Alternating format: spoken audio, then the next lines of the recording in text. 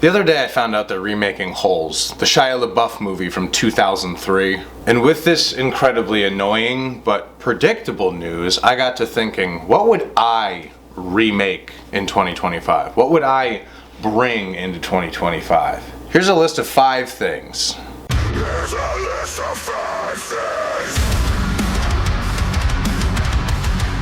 My list is just 5 things I think would make my life and yours marginally better. So if you're a billionaire watching this, I hope you get drawn and quartered.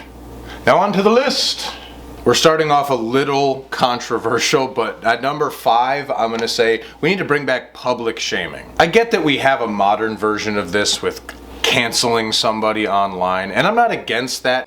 I don't care. If you say some dumbass shit, you should be punished. Like, if you're gonna let a parasocial relationship ruin your real world relationships, you're a dolt. But I want to bring back the old school versions of this. Someone really up, you throw them in the stockades, and I can throw eggs and tomatoes at them. Like, dragging someone on Twitter is not the same as slowly dragging someone behind a cart, I'm guessing. Like, I understand the Twitter mob mentality when they all go after somebody, and I've been part of those Twitter mobs, and in the moment, it feels really nice. But could you imagine how nice it would feel chasing Elon out of town with actual torches and pitchforks? Like, again, I know we're supposed to grow as people, but dude, you know what? This might just honestly be me wanting to tar and feather Elon Musk. But I don't know, man. I think it should be okay to just roll the guillotine to the mayor's office and just like, hi, remember us? Would you want to be put in the stockades? Is anything worth that? Any behavior worth literally being stuck like this? And people can just do whatever the hell they want to you. Now obviously we'll have a more modernized version where no one's getting, but I think having a basket of nearby spoiled groceries to just heave ho, that would be awesome, man. You know, no more fake copyright strikes, no more rug pulling crypto, just good old fashioned street justice. We're coming for you, rapscallions. Now, number 4 on the list is still available to check out, and I absolutely beg you to go do so, but it's newgrounds.com. Newgrounds was one of the OG entertainment sites on the early internet. I mean, we're still pretty early internet, but there is a time before this. Newgrounds was one of like the 4 major internet sites, I would say, at least for me growing up. It was Newgrounds, eBaum's World, Albino Black Sheep, and YTMND.com. A few of these sites are having like renaissances on TikTok, but you know, bye. But Newgrounds always stood out to me because it was a hub for Flash animation in the early 2000s. A style that's definitely dissolved with increased ability for people to get studio level equipment in their homes. The stuff just getting better. But growing up and even now, I want to make cartoons. Several of these books back here are just about making cartoons. And a lot of that inspiration started on Newgrounds.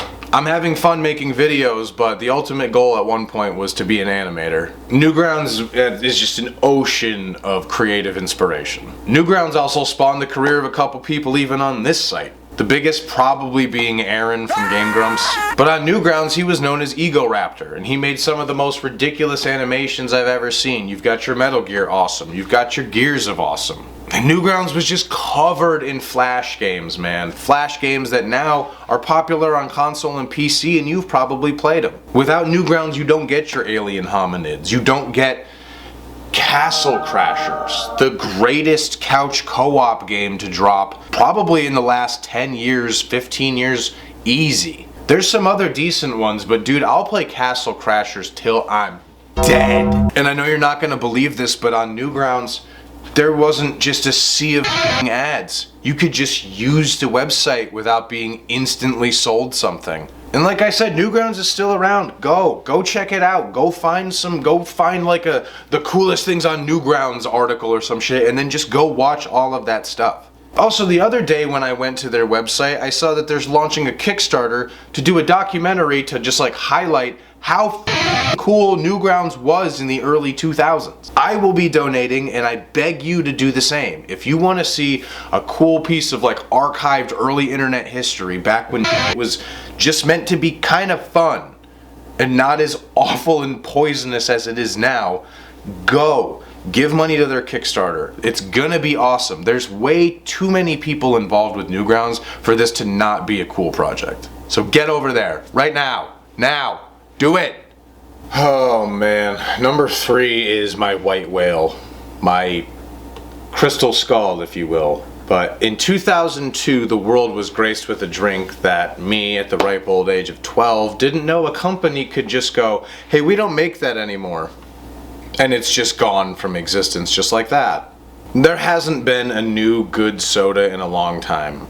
Poppy is dog shit, and I don't count Baja Blast because it's just a nationwide launch of something that we were all getting at Taco Bell anyway. But Sprite Remix was a 3-year experiment that I don't understand how we let it get away. They dropped 3 flavors on us, all went reasonably hard, one went the hardest, and we were all like, this is really good. I'm never buying this again. And now people like me have to make a video on it 20 years later. Now, the 3 flavors were Tropical, Aruba Jam, and Berry Clear. Berry Clear being the very clear, haha, best one. Now when you're 12, you're not thinking, man, this Berry Clear Sprite would mix super well with some white rum. But when you're 34, you think, man, I bet that would have mixed so good with some white rum. I would cut ties with every other soda if this came back. And I hate to say it, but yes, I'm talking to you, Dr. Pepper. You can have my body, but Sprite Remix has my heart. And there's no way this is a hot take. Sprite Cranberry is ass. It is not good. I don't give a shit what LeBron James says. Want a Sprite Cranberry?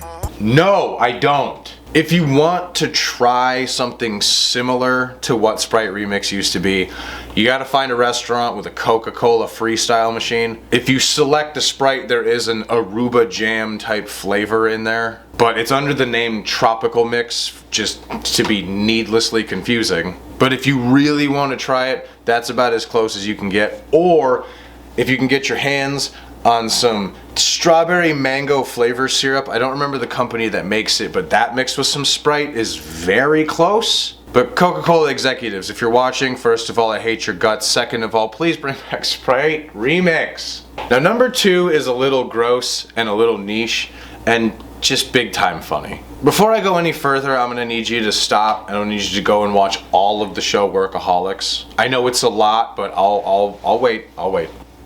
I'm first. You gotta be first. Good, you're back. Wasn't that super funny? Poop Dollar is a prank that, as the name suggests, requires $1 and some poop. Now, you place the poop inside the dollar and roll the dollar around it. Then, you leave said dollar on a sidewalk or on the side of the street in hopes that someone will walk by or rollerblade by or scooter by and stop. Having seen the dollar, they think, oh wow, free money. When they reach down, you and your friends jump up and yell, "Poop dollar! There's poop in it! There's poop in this dollar!" Go on, yell that right now. It's so fun. Poop dollar! Now imagine yelling that at somebody who just thought, oh my god, I found $1. And then, oh my god, I just touched poop. Gross, silly. Go play Poop Dollar. But wash your hands. Wear gloves. I don't know. Play Poop Dollar. So in my early 20s, I was in a band. I'm still technically in a band. We never broke up, and we're actually releasing new music pretty soon, so go check that out, link in the description. Ho wink. But back in our heyday, there was a phase where every heavy band that we listened to made the coolest merch ever. How cool? Well, compared to today's black t-shirt with single color font and some kanjis across the bottom, really, really cool. Like, colorful band shirts are not completely foreign today, but they are not done like they used to be done. A Day to Remember, The Devil Wears Prada, Woe Is Me, like, you name it, they probably made a yellow shirt with like a rainbow colored monster destroying a city that just says, Woe Is Me across the front of it. Like, just look at this A Day to Remember shirt. Just Pac-Man getting the shit beat out of him. Like, how sick is this? I love you. Now look at this shirt. Wow. Now look at this one. This is the best one. Now, I owned that cool ass shirt, and if they made it again, I would absolutely buy it again. Like, we need to bring this fad back because now it's gonna give these newer bands chances to make awesome ass merch as well. Cause a good portion of these older bands that we used to listen to really suck now. But there's actually some good bands coming out there. You got bands like Throne. You got bands like Resistor out here doing some heavy shit. If you guys start making these band shirts, y'all are gonna drain my wallet faster than that Newgrounds Kickstarter I mentioned 10 minutes ago. So there you go. There's my list of 5 things I think we need to bring back this year. What about you? Do you have anything that you would like to bring back in 2025? Let me know down below. And if you like this video, make sure to please like and subscribe, and I will catch you in the next one.